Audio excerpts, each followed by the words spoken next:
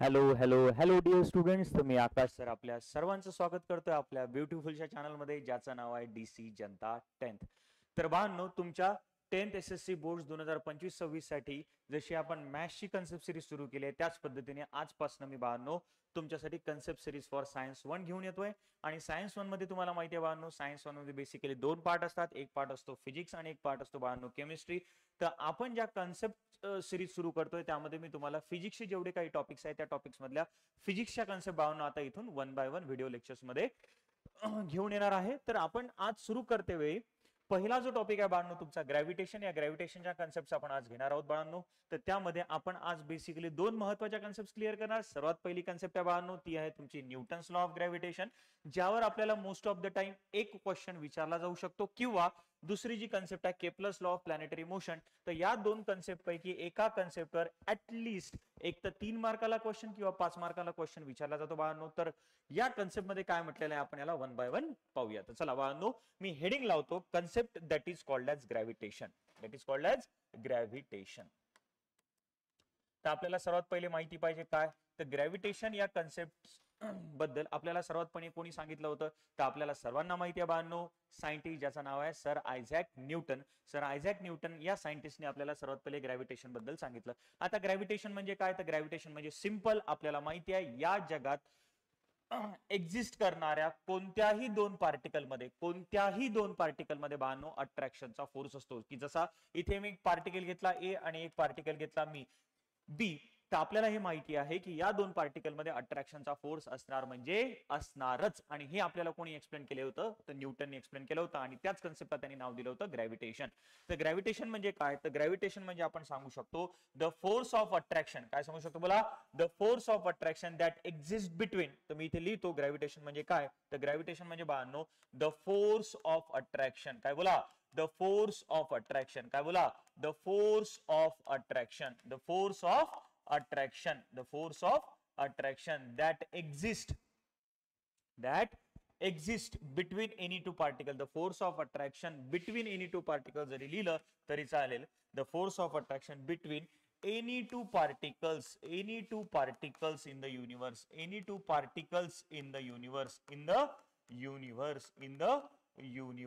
that force of attraction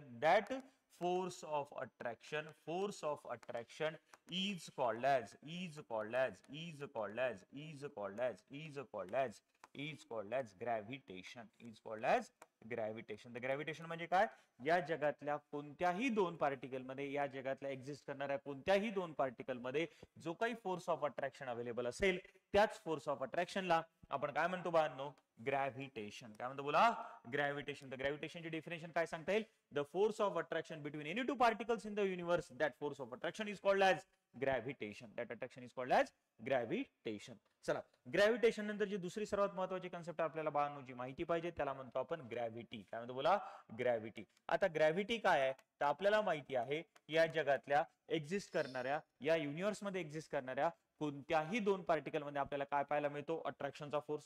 मग त्या दोन पार्टिकल पैकी जर एक पार्टिकल आपला, दोन पार्टिकल पैकी जर एक पार्टिकल आपला अर्थ सरफेस होत असेल, तर त्यावेळेला अर्थ सरफेसनी कोणत्याही ऑब्जेक्टवर एक्झर्ट केलेला फोर्स ऑफ अट्रॅक्शन. म्हणजे जसं काय की मी हा पेन या हाईट वरनं सोडतोय, जर मी या पेनाला या पर्टिक्युलर हाईट वरनं सोडलं तर काय होईल, ही अर्थ सरफेस जो आहे तो या पर्टिक्युलर पेनाला काय करेल, स्वतःकडे अट्रॅक्ट करेल. म्हणजेच अर्थ सरफेसनी या पेनावर जो लावलेला फोर्स ऑफ अट्रॅक्शन असेल त्यालाच आपण काय बोलणार, ग्रॅव्हिटी. म्हणजे ग्रॅव्हिटीची डेफिनेशन डिफाइन करताना आपल्याला काय सांगता येईल, द फोर्स ऑफ अट्रॅक्शन. काय सांगता येईल बोला, the force of attraction exerted by earth on any object, that force of attraction will be called as gravitation. तर मी ते काय लिहिणार, द फोर्स ऑफ अट्रॅक्शन. काय बोलणार बोला, the force of attraction, the force of attraction, the force of attraction exerted by EXERTED, exerted by earth on any object, that force of attraction will be called as gravity. That force of attraction will be called as, बाळांनो काय म्हणणार आपण त्याला, gravity. आता मग सर्वात महत्वाची गोष्ट येते काय, तर हा एक ऑब्जेक्ट जर मी घेतला ए आणि हा एक ऑब्जेक्ट मी घेतला बी, तर आपल्याला न्यूटनने सांगितलं होतं की ए पार्टिकल हा बी पार्टिकलला अट्रॅक्ट करेल आणि बी पार्टिकल हा ए पार्टिकलला अट्रॅक्ट करेल, म्हणजे यांच्यामध्ये फोर्स ऑफ अट्रॅक्शन असणार म्हणजे असणार. आणि त्या फोर्स ऑफ अट्रॅक्शनला त्यांनी काय नाव दिलं? ग्रॅव्हिटेशन नाव दिलं. काय नाव दिलं बोला? ग्रॅव्हिटेशन नाव दिलं. किंवा फोर्सलाच आपण काय म्हणू शकतो? Gravitational force. काय म्हणू शकतो बोला? Gravitational force. मग आता जर तुम्ही लॉजिकली विचार केला तर तुम्हाला एक सिंपल क्वेश्चन पडायला पाहिजे की हा जो पार्टिकल ए आहे हा बी पार्टिकलला अट्रॅक्ट करेल आणि बी पार्टिकल हा ए पार्टिकलला अट्रॅक्ट करेल, तर त्यांच्यामध्ये फोर्स ऑफ अट्रॅक्शन आहे, तर तो किती आहे? आणि फोर्स आपल्याला माहिती आहे बाळांनो, फोर्स ही कोणती क्वांटिटी आहे? तर फोर्स ही वेक्टर क्वांटिटी आहे. आणि वेक्टर क्वांटिटी असल्या कारणामुळे वेक्टर क्वांटिटीला डिफाईन करताना आपल्याला दोघांची गरज असते. एक म्हणजे काय? तर एक म्हणजे बाळांनो मॅग्निट्यूड, आणि दुसरं काय? तर त्याची डायरेक्शन. दुसरं काय तर बोला? त्याची डायरेक्शन. मग दोन पार्टिकल मध्ये जो काही फोर्स ऑफ अट्रॅक्शन असेल त्याची क्वांटिटी काय, त्याची मॅग्निट्यूड काय आहे ती आपल्याला माहिती असणं गरजेचं आहे. आणि दुसरं, त्या दोन पार्टिकल मध्ये जर फोर्स ऑफ अट्रॅक्शन असेल तर त्याची डायरेक्शन पण आपल्याला माहिती असणं गरजेचं आहे. मग बाळांनो या दोन पार्टिकल मध्ये फोर्स ऑफ अट्रॅक्शन किती असेल हे सांगण्यासाठी न्यूटनने आपल्याला एक लॉ डिफाईन करून दिला होता. त्या लॉला आपण नाव देतो बाळांनो, त्या लॉला आपण म्हणतो न्यूटन्स लॉ ऑफ ग्रॅव्हिटेशन. काय नाव देतो बोला? Newton's law of gravitation. काय नाव देतो सांगा?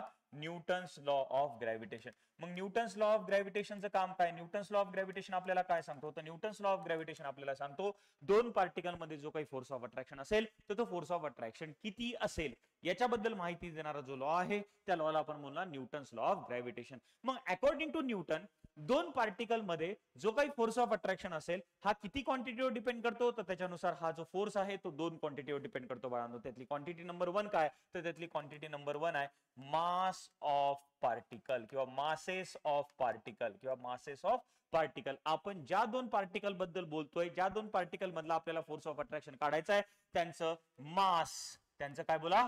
मास. तर सर्वात पहिले न्यूटन्स लॉ ऑफ ग्रॅव्हिटेशन मध्ये आपल्याला सांगायचं आहे gravitation that is gravitational force between two any object depend on two factor. तर पहिला फॅक्टर आहे बाळांनो मासेस ऑफ पार्टिकल किंवा मास of both the particles. Mass of both the particles. आणि दुसरी जी टर्म आहे, दुसरी जी क्वांटिटी आहे ज्याच्यावर तो फोर्स ऑफ अट्रॅक्शन डिपेंड करतो ती आहे बाळांनो डिस्टन्स बिटवीन टू पार्टिकल. बोला काय बोला? Distance between two particle. Distance between two particle, that the force of attraction between any two particle depends on two factor. First is masses of particle किंवा mass of each particle, आणि दुसरी component काय? दुसरा component काय? तर distance between two particle. दुसरा component काय बोला? distance between two particle. या दोन कंपोनेंट वर आपल्याला लक्षात ठेवायचं आहे कोणत्याही दोन ऑब्जेक्ट मध्ये जो फोर्स ऑफ अट्रॅक्शन आहे तो डिपेंड करतो. आता कशा पद्धतीने डिपेंड करतो? तर याच्यासाठी त्यांनी लॉ डिफाईन करून दिला. तो लॉ काय आहे तो मी तुम्हाला सांगतो.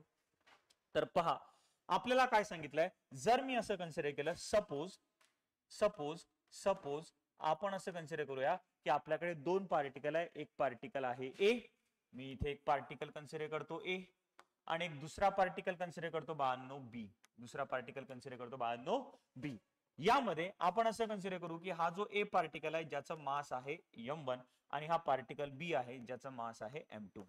त्याचं मास आहे m2. आणि या दोन पार्टिकल मध्ये जे काही डिस्टन्स आहे ते आपण असं कन्सिडर करू की या दोन पार्टिकल मधलं डिस्टन्स आहे बाळांनो आर. दोन पार्टिकल मधलं डिस्टन्स काय बाळांनो बोला?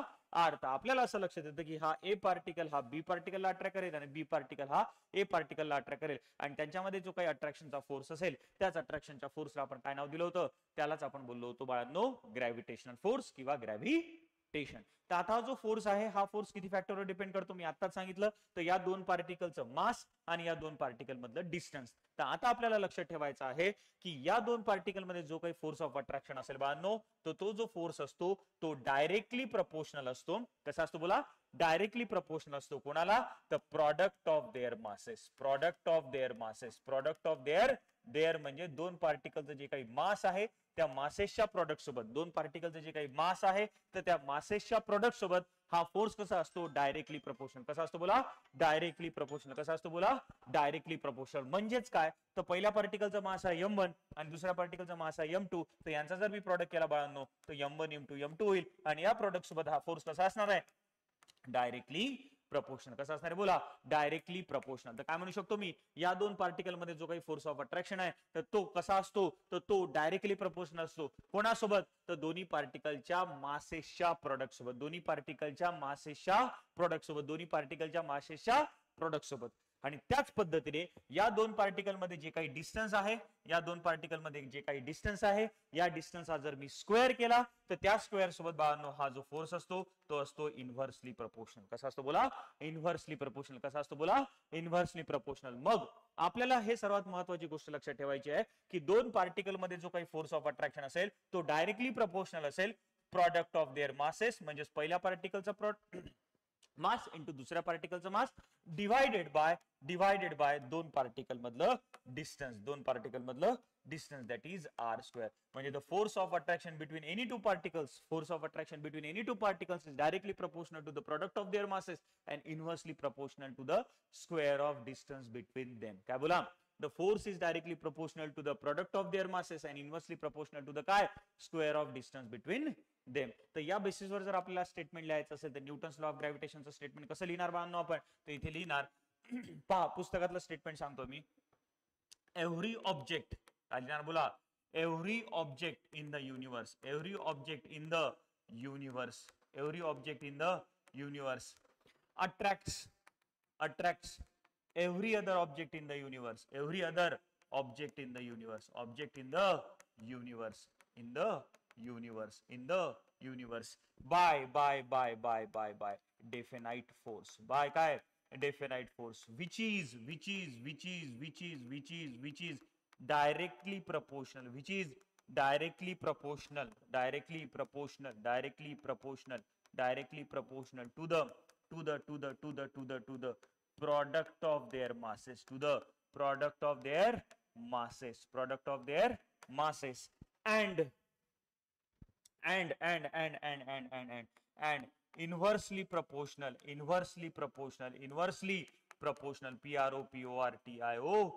proportional to the inversely proportional to the square of distance between them, square of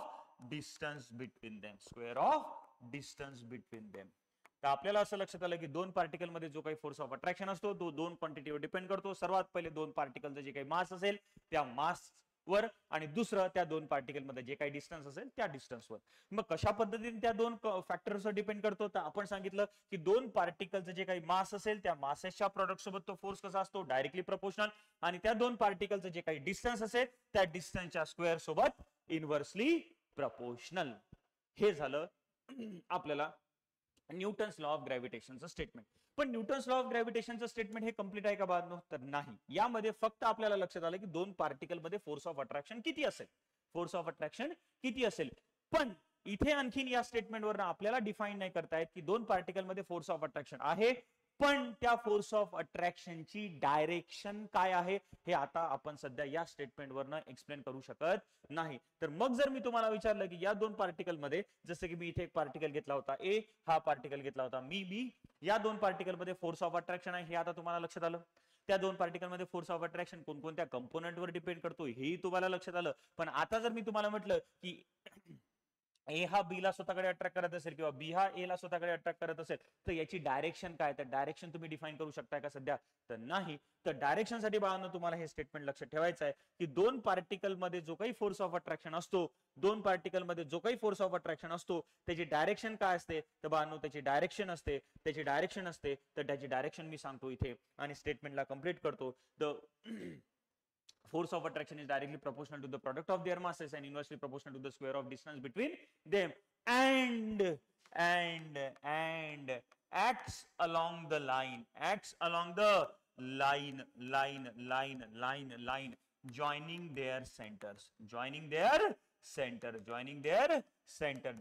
their center for कोणासाठी? For spherical bodies. कोणासाठी बोला? Spherical bodies. कोणासाठी बोला? Spherical bodies. मग या दोन पार्टिकल मध्ये जो काही फोर्स ऑफ अट्रॅक्शन असेल हा फोर्स ऑफ अट्रॅक्शन कुठे किंवा कोणाच्या अलॉंग राय करेल? तर या दोन्ही बॉडीसाठी जो काही यांच्या सेंटरला जोडणारी लाईन असेल याच्या अलॉंगच या दोन ऑब्जेक्ट मध्ये काय एक्झिस्ट करेल? Force of attraction. त्यालाच आपण काय बोलणार बाळांनो? Gravitational force. तर आपण इथे स्टेटमेंट काय लिहिलं? Force of attraction between any two particles कुठे असतो तर this force acts along the line joining their centres, acts along the line joining their centres, acts along the line joining their centres. पण कोणासाठी? For spherical बॉडीसाठी. जसं की मी इथे दोन ऑब्जेक्ट जे आहेत ते स्पेरिकल बॉडीज कन्सिडर जर केल्या तर दोन्ही स्पेरिकल बॉडीज साठी यांच्या सेंटरला जोडणारी जी लाईन असेल या लाईनच्याच अलॉंग या दोन ऑब्जेक्ट मधला फोर्स ऑफ अट्रॅक्शन एक्झिस्ट करेल. पण या नेचर मध्ये प्रत्येक बॉडी स्पेरिकल आहेत का?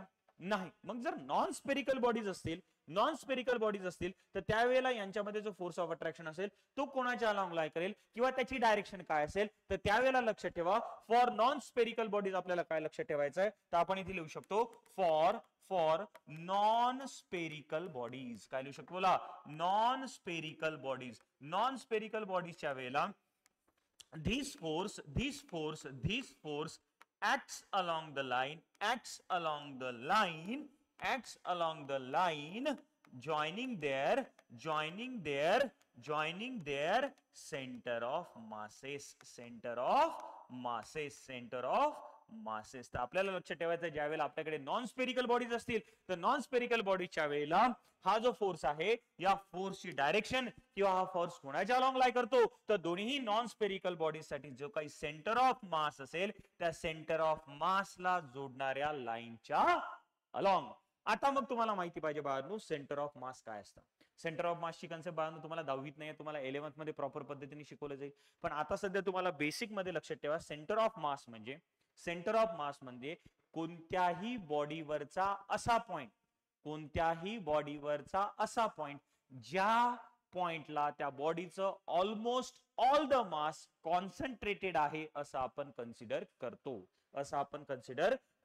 तर त्या पॉइंटला बाळांनो आपण सेंटर ऑफ मास म्हणतो. काय सांगा सेंटर ऑफ मास म्हणजे काय? बॉडीवरचा असा पॉइंट ज्या पॉइंटवर आपण बॉडीचं almost all the mass concentrated आहे असं कन्सिडर करतो. म्हणजे जर मी या पेनाचा सेंटर ऑफ मासचा जर विचार केला बाळांनो तर पेनाचा सेंटर ऑफ मास म्हणजे काय तर पेन ज्या पॉइंटला मी हातावर बॅलन्स करू शकतो किंवा पेन ज्या पॉइंटला बॅलन्स होतो तो जो पॉइंट असतो त्याला आपण काय म्हणतो सेंटर ऑफ मास. आणि का बॅलन्स होऊ शकतो त्या पॉइंटला? कारण की या पेनाचं ऑलमोस्ट ऑल द मास त्या पॉइंटला कॉन्सन्ट्रेटेड आहे असं आपण कन्सिडर करतो. सेंटर ऑफ मास म्हणजे काय तर असा पॉइंट ज्या पॉइंटला त्या पर्टिक्युलर बॉडीचं almost all the mass concentrated आहे. म्हणजेच त्या पॉइंटला पर्टिक्युलर तो जो पॉइंट आहे त्या पॉइंटला पर्टिक्युलर ऑब्जेक्ट काय होऊ शकतो बाळांनो बॅलन्स होऊ शकतो. आता ज्या ठिकाणी हा पेन बॅलन्स झाला माझ्या हातावर हा जो पॉइंट तुम्हाला दिसतोय या पॉइंटलाच मी काय बोलणार सेंटर ऑफ मास. मग ज्यावेळेला नॉन स्पेरिकल बॉडीज असतील आपल्याकडे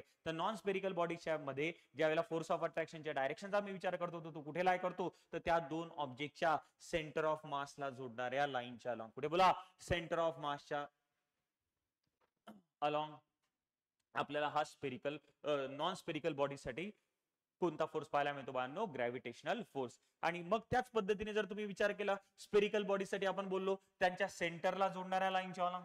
म्हणजे स्पेरिकल बॉडीसाठी जर विचार केला तर स्पेरिकल बॉडीसाठी जो त्या स्पेरिकल बॉडीचा सेंटर असतो तोच त्याचा सेंटर ऑफ मास असतो. हे आपल्याला लक्षात ठेवायचं आहे. स्पेरिकल बॉडीसाठी जो सेंटर असतो त्या सेंटरवरच त्याचा सेंटर ऑफ मास असतो हे आपल्याला लक्षात ठेवायचं आहे. तर आता तुम्हाला एक महत्वाची गोष्ट लक्षात आली की या जगामध्ये एक्झिस्ट करणाऱ्या कोणत्याही दोन पार्टिकल मध्ये फोर्स ऑफ अट्रॅक्शन असतो.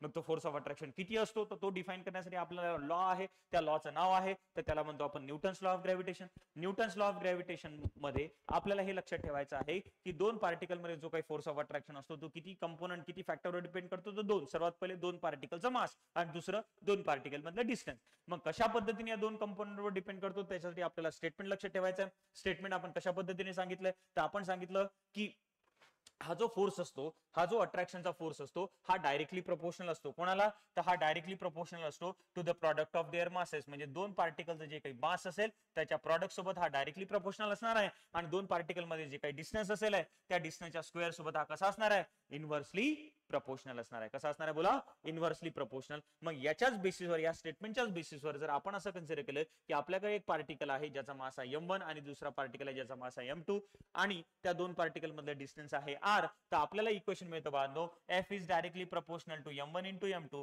f is directly proportional to m1 into m2 and inversely proportional to the square of distance between them. चला इथपर्यंत कोणाला काही डाऊट असेल तर तुम्ही मला कॉमेंट सेक्शन मध्ये सांगू शकता, नाही तर बाळांनो आपण समोर आपल्याला न्यूटन्स लॉ ऑफ ग्रॅव्हिटेशनचं इक्वेशन डिराईव्ह करायचं बाळांनो. तर आपल्याला काय सांगितलंय, तर आपल्याला सांगितलंय F is directly proportional to m1 into m2 and inversely proportional to r square. कधी r square घेऊ शकता, कधी d पण घेतल्या जाऊ शकतो. जर दोन ऑब्जेक्ट मधलं डिस्टन्स जर मी बाळांनो डी घेतलं तर डिनॉमिनेटर मध्ये क्वांटिटी कोणती येणार आहे, डी येणार आहे. तर चला पहा, एक लक्ष द्या, आपण काय कन्सिडर करू शकतो, हा एक ऑब्जेक्ट ए कन्सिडर करा, हा एक ऑब्जेक्ट बी कन्सिडर करा, आणि या दोन्ही ऑब्जेक्ट मधलं जे काही डिस्टन्स आहे ते डिस्टन्स कन्सिडर करा बाळांनो स्मॉल आर. या ऑब्जेक्ट ए चं मास कन्सिडर करा m1, या ऑब्जेक्ट बी चं मास कन्सिडर करा m2. या दोघांच्याही बेसिसवर आपल्याला इथे इक्वेशन लिहिता येतं F is directly proportional to m1 into m2 and inversely proportional to r square.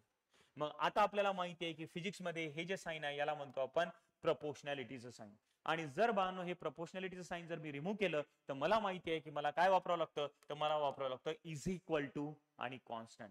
Physics मध्ये कधी लक्षात ठेवा, प्रपोर्शनॅलिटीचं साइन जर तुम्ही रिमूव्ह केलं तर तुम्हाला काय वापरावं लागेल, इज इक्वल टू आणि कॉन्स्टंट. काय वापरावं लागेल बोला, इज इक्वल टू आणि कॉन्स्टंट. किंवा इज इक्वल टू आणि कॉन्स्टंटच्या जागी तुम्ही कोण वापरू शकता, प्रपोर्शनॅलिटीचं साइन वापरू शकता. मग इथे जर हे प्रपोर्शनॅलिटीचं साइन मी रिमूव्ह केलं तर मला इथे कॉन्स्टंट वापरावं लागेल, आणि इथे वापरल्यानंतर जो कॉन्स्टंट असतो बाळांनो तो असतो कॅपिटल जी. अरे या कॅपिटल जी ला आपण काय म्हणतो, तर बाळांनो आपण या कॅपिटल जी ला म्हणतो युनिव्हर्सल ग्रॅव्हिटेशनल कॉन्स्टंट. काय म्हणतो बोला, युनिव्हर्सल ग्रॅव्हिटेशनल कॉन्स्टंट. काय म्हणतो बोला, युनिव्हर्सल ग्रॅव्हिटेशनल कॉन्स्टंट. काय म्हणतो बोला, universal gravitational constant.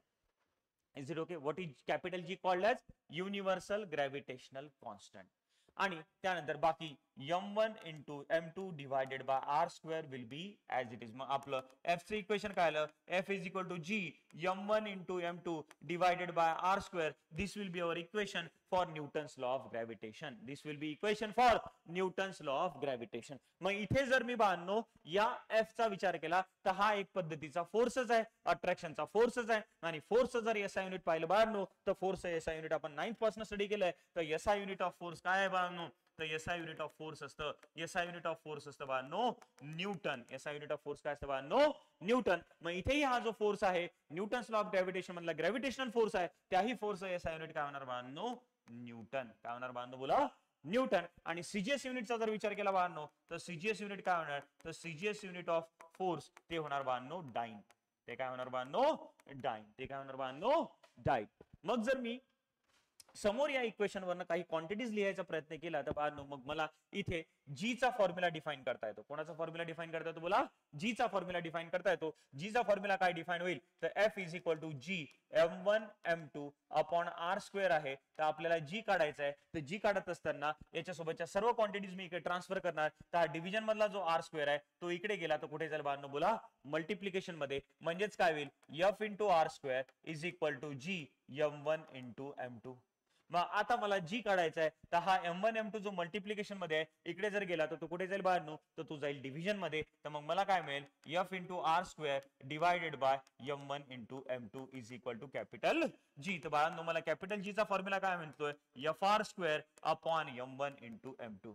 Capital G चा फॉर्म्युला काय मिळतोय, तर मला मिळतोय बाळांनो capital G is equal to what, तर capital G is equal to मिळतोय मला fr square upon m1 into m2. मग याच्यावरनं जर मी कॅपिटल जी चा एसआय युनिट डिफाइन करायचा प्रयत्न केला तर जी च्या फॉर्म्युलामध्ये कोणकोणत्या क्वांटिटीज आहेत, तर जी च्या फॉर्म्युलामध्ये सर्वात पहिले आहे एफ, नंतर आहे आर स्क्वेअर, नंतर आहे m1 इंटू m2. तर जी चा फॉर्म्युला होईल बाळांनो, तर जी मध्ये सर्वात पहिली क्वांटिटी आहे फोर्स. तर फोर्स एसआय युनिट आताच सांगितलं आपण बाळांनो, तर ते आहे न्यूटन.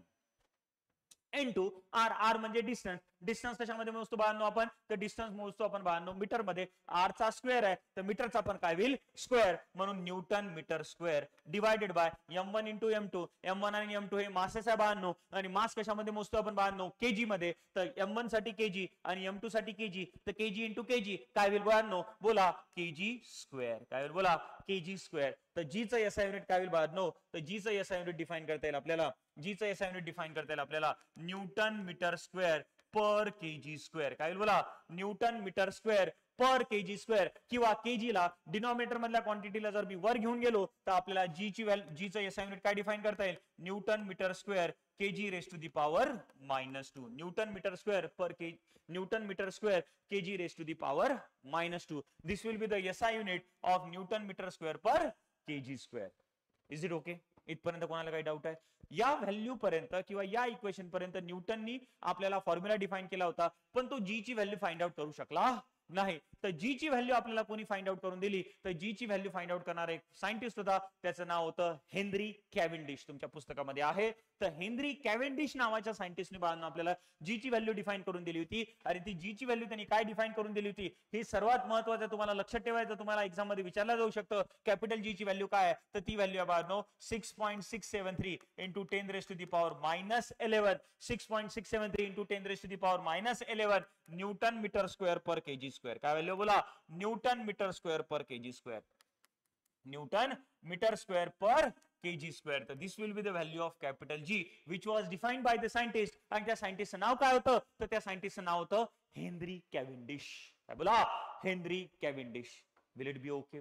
100%. काही कन्सेप्ट मध्ये डाऊट आहे तर आपल्याला इथे नो काय मिळालं? तर आपल्याला इथे सर्वात पहिले मिळालं फोर्सचं equation. What was the equation for force? The gravitational force that exists between any two particle is equal to G m1 m2 upon r square. What is the SI unit of force? The SI unit of force आहे Newton. CGS unit आहे बाळांनो dine. त्यानंतर जर मी capital G चं equation मिळवण्याचा प्रयत्न केला तर मला कॅपिटल जी चं इक्वेशन मिळतं FR square divided by m1 into m2. Capital G चं जर मी SI युनिट बघायचा प्रयत्न केला तर ते मिळतं मला Newton metre square per KG square. आणि त्यानंतर जी ची व्हॅल्यू जर मला डिफाइन करायची असेल तर जी ची व्हॅल्यू काय डिफाइन होते बाळांनो? तर ती डिफाइन होते 6.673 into 10 raised to the power -11 Newton metre square per KG square. आणि ही व्हॅल्यू कोणी आयडेंटिफाय करून दिली होती? तर ही व्हॅल्यू बाळांनो आपल्याला आयडेंटिफाय करून दिली होती. त्या सायंटिस्टचं नाव होतं, तो सायंटिस्ट होता बाळांनो हेनरी कॅव्हेंडिश. कोण होता बोला? Henry Cavendish. Will it be okay? आता पहा या रूल वर तुम्हाला काही महत्वाच्या गोष्टी आता अंडरस्टँड करायच्या आहेत. कोणकोणत्या महत्वाच्या गोष्टी अंडरस्टँड करायच्या आहेत? तर सर्वात पहिले पहा बाळांनो आपला मी फॉर्म्युला लिहितो F is equal to G m1 m2 upon r square. काय लिहितो बोला? m1 m2 upon r square. तर सर्वात पहिले आपल्याला माहिती पाहिजे की हा फोर्स डायरेक्टली प्रपोर्शनल आहे. हा फोर्स डायरेक्टली प्रपोर्शनल आहे m1 इंटू m2 सोबत. कोणासोबत बोला? m1 इंटू m2 सोबत. आणि डायरेक्टली प्रपोर्शनलचा मिनिंग सर्वांना माहिती आहे. दोन क्वांटिटी जर डायरेक्ट प्रपोर्शन मध्ये असतील म्हणजे जर असं मी बोललो A is directly proportional to B तर आपल्याला माहिती आहे एक क्वांटिटी वाढली तर दुसरी क्वांटिटी पण काय होते? वाढते. आणि एक क्वांटिटी जर कमी झाली तर त्याच्या प्रपोर्शन मध्ये असणारी डायरेक्ट प्रपोर्शन मध्ये असणारी दुसरी क्वांटिटी काय होते बाळांनो? कमी. आणि हे कसं होतं? प्रपोर्शन मध्ये होतं. एक क्वांटिटी वाढली तर दुसरी पण वाढेल, एक क्वांटिटी कमी झाली दुसरी पण कमी होईल. हा अर्थ होतो बाळांनो डायरेक्ट प्रपोर्शनचा. हा अर्थ होतो बाळांनो कोणाचा? डायरेक्ट प्रपोर्शनचा. आणि तेच इनव्हर्स प्रपोर्शनचा अर्थ काय होतो? जर मी असं बोललो A is inversely proportional to B तर एक क्वांटिटी जर वाढत असेल बाळांनो तर दुसरी क्वांटिटी काय होईल? डिक्रीज होईल. एक क्वांटिटी जर वाढत असेल बाळांनो तर दुसरी क्वांटिटी काय होईल? डिक्रीज होईल. मग इथे तुम्हाला लक्षात ठेवायचं आहे की हा जो फोर्स आहे हा दोन पार्टिकलचे जे काही मास असेल त्याच्या प्रोडक्ट सोबत डायरेक्टली प्रोपोर्शनल आहे. तर मग जर या दोघांचा प्रोडक्ट जर वाढला, या दोघांच्या मासेसचा प्रोडक्ट जर वाढला तर ऑब्वियस आहे त्या दोन पार्टिकल मधलं जे काही फोर्स ऑफ अट्रॅक्शन आहे ऑब्वियस ते पण काय होणार आहे? वाढणार आहे. काय होणार आहे बोला? वाढणार आहे. आणि सेम पद्धतीने जर आपण डिस्टन्स सोबत जर रिलेशन बघितलं तर ते इनव्हर्सली प्रोपोर्शनल आहे. म्हणजे जर दोन पार्टिकल मधलं डिस्टन्स जर वाढत असेल तर ऑटोमॅटिकली त्या दोन पार्टिकल मधला जो काही फोर्स ऑफ अट्रॅक्शन आहे तो काय होणार आहे बाळांनो? कमी होणार आहे. काय होणार आहे बोला? कमी होणार आहे. तर मग याच्याच बेसिसवर आपल्याला काही महत्वाचे पॉइंट्स डिस्कस करायचे आहे. त्यामध्ये सर्वात पहिला जो पॉइंट आहे बाळांनो तो पॉइंट कसा आहे? जर मी दोन ऑब्जेक्ट पैकी एका ऑब्जेक्टचं मास डबल केलं, एका ऑब्जेक्टचं मास काय केलं? डबल केलं. If mass of one of the object is double, one of the object is double, one of the object is double. दोन ऑब्जेक्ट पैकी एका ऑब्जेक्टचं मास मी काय केलं? फॉर एक्झाम्पल डबल केलं. म्हणजेच काय? तर आपला जो पार्टिकल 1 आहे त्याचं मास बाळांनो मी डबल केलं म्हणजेच त्याला मी केलं 2m1. काय केलं बोला? 2m1. दुसरा पार्टिकल जो आहे त्याचा मास आपण m2 ठेवूया. मग मला सांगा इथे लिहितो मी F is equal to G m1 m2 upon r square हा आपला फोर्स असतो. मग आता ज्या वेळेला पहिल्या ऑब्जेक्टचं मास मी डबल केलं तर काय होईल पाहूया आपण इथे. तर आपल्याला F त्याला म्हणूया आपण F डॅश. त्याला काय म्हणूया एफ डॅश. ज्या वेळेला त्या ऑब्जेक्टचं मास डबल होईल त्यावेळेला फोर्स ऑफ अट्रॅक्शन जो काही असेल त्याला आपण एफ न बोलता काय बोलूया एफ डॅश. मग F dash will be equal to काय होईल F dash will be equal to काय होईल जी दुसऱ्या पार्टिकलचं मास किती झालं 2m1 into m2 divided by R square. याला जर मी सॉल्व्ह केलं तर हा 2 समोर आणला तर जी m1 m2 upon R square. म्हणजे जर मी याला केअरफुली ऑब्झर्व केलं तर ही जी व्हॅल्यू आहे ही व्हॅल्यू आहे बाळांनो आपली एफ. म्हणजेच F dash is equal to काय होईल 2f. F dash will be equal to काय होईल बाळांनो F dash will be equal to काय होईल बाळांनो F dash will be equal to होईल 2f. म्हणजेच जर मी दोन ऑब्जेक्ट पैकी एका ऑब्जेक्टचं मास डबल केलं तर फोर्स काय झाला ओरिजिनल फोर्सच्या काय झाला बोला ओरिजिनल फोर्सच्या काय झाला बोला डबल झाला. काय झाला बोला डबल झाला. मग मला काय म्हणता येतं मग मला असं म्हणता येतं की दोन पैकी एका ऑब्जेक्टचं जर मास मी डबल केलं दोन ऑब्जेक्ट पैकी एका ऑब्जेक्टचं जर मास मी डबल केलं तर मग मला असं लक्षात येतं की जो फोर्स असतो तो फोर्स पण काय होतो डबल. फोर्स पण काय होतो बाळांनो बोला डबल. फोर्स पण काय होतं बाळांनो बोला डबल. आणि सोबतच सिमिलर पद्धतीने मी वन ऑफ द ऑब्जेक्टचं मास पेक्षा जर मी दोन्ही ऑब्जेक्टचं मास डबल केलं दोन्ही ऑब्जेक्टचं मास डबल केलं म्हणजे काय m1 is equal to twice m1 होतं. आता मी काय करतो दोन्ही ऑब्जेक्टचं mass of both the objects is double. मग या कंडिशन मध्ये काय होईल दोन्ही ऑब्जेक्टचं जर मास मी डबल केलं दोन्ही ऑब्जेक्टचा मास डबल केला. आता फॉर एक्झाम्पल m1 जो होता त्याला मी केलं ट्वाइस m1 m2 जो होता त्याला केलं me for example twice m2. तर मग या कंडिशन मध्ये काय होणार आहे या कंडिशन मध्ये आपण चेक करूया. आपलं f चं इक्वेशन होतं g m1 m2 upon r square. आणि ज्या वेळेला आपण दोन्ही ऑब्जेक्टचा मास डबल करतोय तर जो काही फोर्स असेल तर तो फोर्स आपण कन्सिडर करूया बाळांनो एफ डॅश आहे. कोण आहे बोला एफ डॅश. मग चला व्हॅल्यूज पुटअप करा तर काय होईल 2 into m1 into 2 into m2 divided by R square मग 2 इंटू 2 किती होणार बाळांनो 4 जी m1 m2 upon R square. या क्वांटिटीला आपण काय म्हणतो 4. तर F dash is equal to काय होईल 4f. काय होईल बोला 4f. मग आपल्याला असं लक्षात येतं की मी दोन्ही ऑब्जेक्टचं जर मास डबल केलं तर त्यांच्या मधला जो काही फोर्स ऑफ अट्रॅक्शन आहे तो फोर्स ऑफ अट्रॅक्शन काय होईल तर तो फोर्स ऑफ अट्रॅक्शन 4 टाइम्स होईल. पण या दोन कंडिशन कन्सिडर करत असताना दोन्ही ऑब्जेक्ट मधलं जे काही डिस्टन्स आहे बाळांनो ते डिस्टन्स मी कॉन्स्टंट ठेवलेलं आहे. ते डिस्टन्स चेंज केलेलं नाही. ओन्ली कोण चेंज केलं तर त्या दोन ऑब्जेक्टचं मास चेंज केलं. मग आपल्याला काय लक्ष ठेवायचं आहे दोन ऑब्जेक्ट पैकी एका ऑब्जेक्टचं जर मास डबल झालं तर त्यांच्यामधला फोर्स ऑफ अट्रॅक्शन डबल होतो. जर मी दोन्ही ऑब्जेक्टचं मास डबल केलं तर त्यांच्यामधला फोर्स ऑफ अट्रॅक्शन हा 4 टाइम्स होतो. कोण होतो बोला 4 टाइम्स होतो. किती टाइम्स होतो बोला 4 टाइम्स होतो. Is it okay. हे तर झालं दोन ऑब्जेक्टच्या मास बद्दल. जर आता मी फॉर एक्झाम्पल बाळांनो दोन ऑब्जेक्ट मधलं डिस्टन्स डबल केलं डबल केलं if the distance is double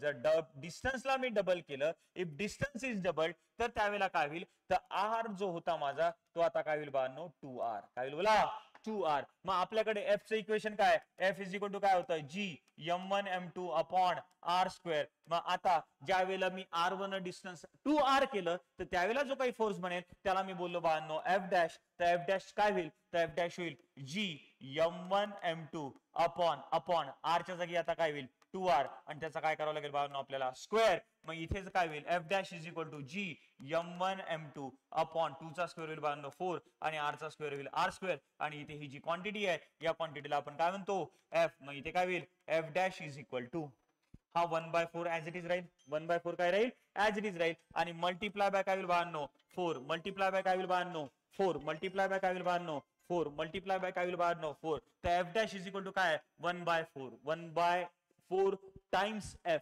म्हणजेच आता लक्षात आलंय तुम्हाला एफ डॅश हा जो आहे तो एफ पेक्षा काय होतोय कमी होतोय. किती फॅक्टरने कमी होतोय तर 4 टाइम्सने कमी होतोय.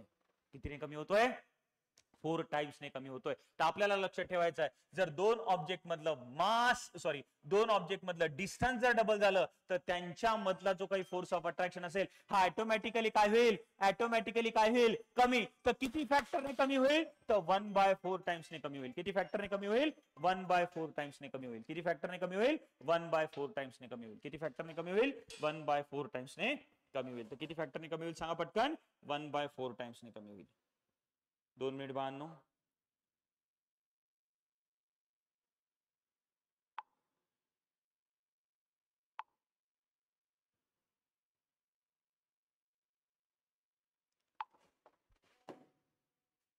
4 टाइम्सने कमी होईल. Is it okay? 100%. आणि आता जर मी डिस्टन्स डिस्टन्स डिस्टन्स डिस्टन्स मी काय केलं, फॉर एक्झाम्पल कमी केलं, डिस्टन्स जर मी हाफ केलं, जेवढं पहिले डिस्टन्स होतं त्याच्यापेक्षा आता जर मी डिस्टन्स हाफ केलं, if distance is half, if distance is half, if distance is half, जर आपण डिस्टन्स हाफ केलं तर पहिले डिस्टन्स होता r, आता काय होईल r/2, आता काय होईल बोला r/2. तर त्यावेळेला जर मी एफ चं इक्वेशन तुम्हाला माहिती आहे, g m1 m2 upon r square, m1 m2 upon r square. तर त्या कंडिशन मध्ये आता काय होईल, तर ज्या वेळेला मी डिस्टन्स r असताना त्याला r/2 केलं, काय केलं बोला r/2, तर जो नवीन फोर्स निर्माण होईल त्याला बोललो जर मी f डॅश, तर f डॅश काय होईल बाहेर नव्हतं. चला सांगा, इथे आपण व्हॅल्यूज पुटअप करूया.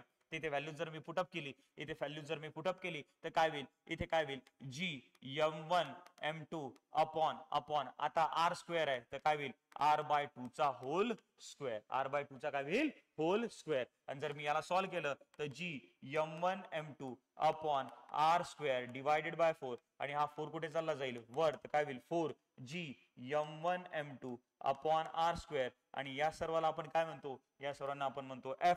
तर मग मला इक्वेशन काय मिळालं, f dash is equal to 4 times f, f dash is equal to काय बोला 4 टाइम्स f. मग दोन ऑब्जेक्ट मधलं जर डिस्टन्स मी अर्ध केलं, दोन ऑब्जेक्ट मधलं डिस्टन्स जर मी अर्ध केलं तर ऑटोमॅटिकली त्यांच्यामधला फोर्स जो आहे हा काय होईल 4 टाइम्स होईल. काय होईल बोला 4 टाइम्स होईल. म्हणजे इथे तुम्हाला लक्षात ठेवायचं आहे, मास वाढलं तर फोर्स वाढतो, कीपिंग डिस्टन्स कॉन्स्टंट.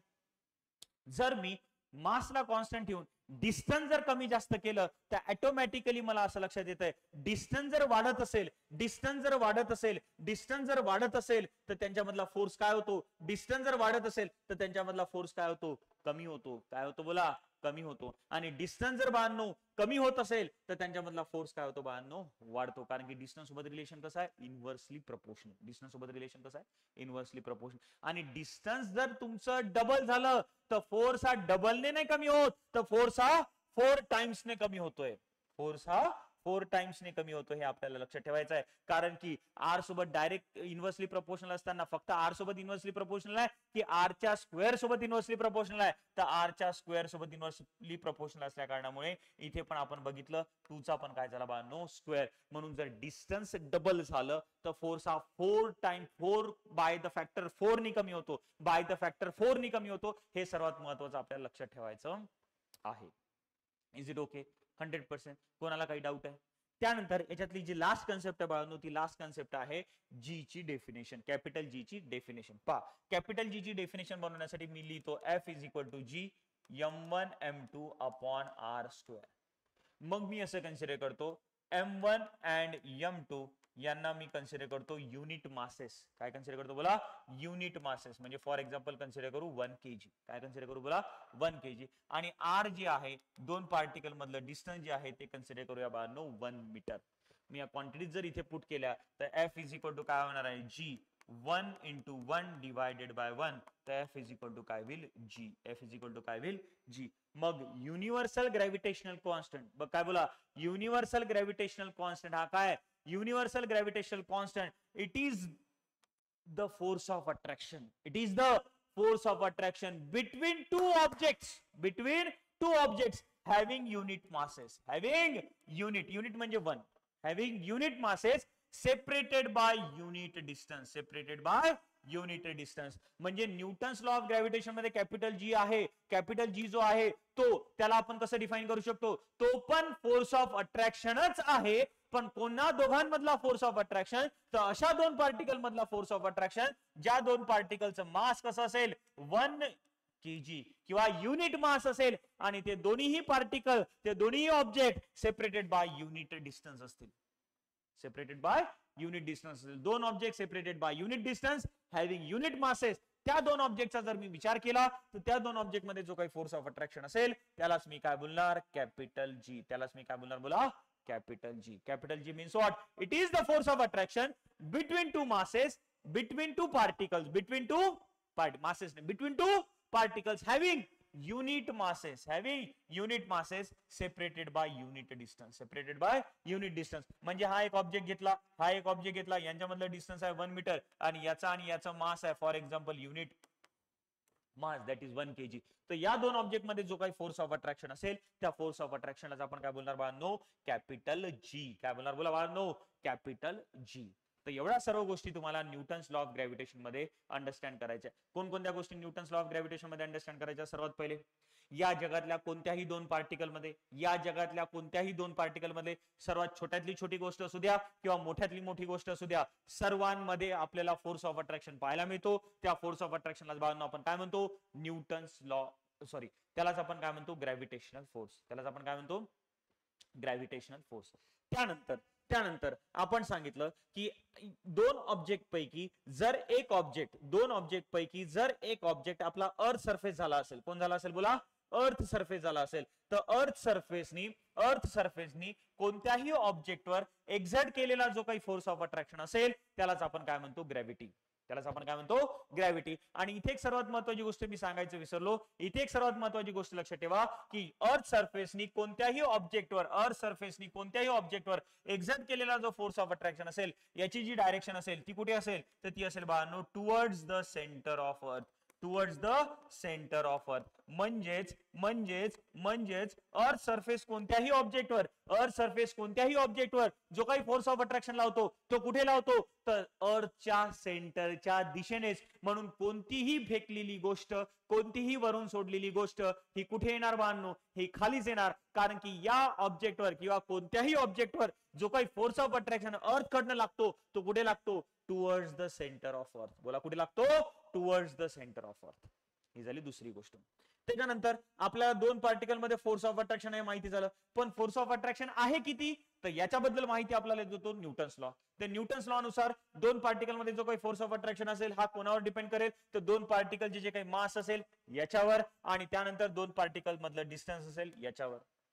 आता या फॅक्टर्सवर कशा पद्धतीने डिफाइन करतो, तर त्याच्यासाठी आपल्याला रूल आहे. तर तो रूल काय सांगतो, तर तो जो काही फोर्स असतो तो डायरेक्टली प्रपोर्शनल असतो to the product of their masses आणि इन्व्हर्सली प्रपोर्शनल असतो बाळांनो square of distance between them. तर दोन पार्टिकलचे जे काही मास असेल त्याच्या प्रोडक्ट सोबत तो असेल डायरेक्टली प्रपोर्शनल, आणि दोन पार्टिकल मधलं जे काही डिस्टन्स असेल त्याच्यासोबत असेल इन्व्हर्सली प्रपोर्शनल. या दोन्ही स्टेटमेंटला जर मी एकत्र केलं तर मला बाळांनो एक इक्वेशन मिळतं. ते इक्वेशन असतं F is directly proportional to m1 * m2 and inversely proportional to r². मग याचं आपण हे स्टेटमेंट लिहिलं. या स्टेटमेंट मध्ये आपण जर बघितलं तर आपण फक्त बोललोय की दोन ऑब्जेक्ट मध्ये फोर्स ऑफ अट्रॅक्शन किती असेल, पण फोर्स ही क्वांटिटी बाळांनो वेक्टर क्वांटिटी, आणि वेक्टर क्वांटिटीला डिफाइन करण्यासाठी सर्वात महत्त्वाची डायरेक्शन पण लागते. मग याही फोर्सला आपल्याला सांगावं लागेल की हा फोर्स आहे तर त्या फोर्सची डायरेक्शन काय. तर डायरेक्शन डिफाइन कशी होते बाळांनो, तर दोन ऑब्जेक्ट मध्ये जो काही फोर्स ऑफ अट्रॅक्शन असतो तो कुठे एक्झिस्ट करतो, तर दॅट फोर्स एक्झिस्ट किंवा that force acts along the line joining the centres for spherical bodies. तर मग कोणत्याही दोन स्पेरिकल बॉडीज साठी या स्पेरिकल बॉडीचं सेंटर आणि या स्पेरिकल बॉडीचं सेंटरला जोडणारी जी काही लाईन असेल